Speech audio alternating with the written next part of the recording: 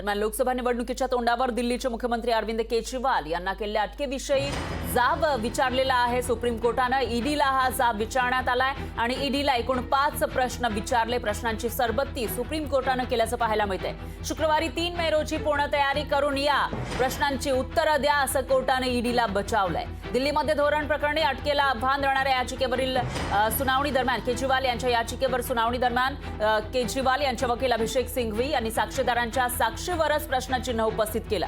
मुलाला जामीन मिळवणं शक्य व्हावं म्हणून केजरीवाल यांच्या विरुद्ध साक्ष देण्यासाठी मगुंटा रेड्डींवर दबाव आणला असा आरोप त्यांनी केला। तर सिंघवी यांनी ईडीच्या तपासातील अनेक त्रुटी कोर्टाच्या निदर्शनास आणून दिल्या आणि त्यानंतर कोर्टानं 3 सवाल ईडीला विचारले आणि ईडी बहुतेक त्यावर उत्तर देऊ शकलं नाही समाधानकारक आणि त्यामुळेच याची तयारी करून या पुढच्या सुनावणीसाठी असं कोर्टानं बजावलंय।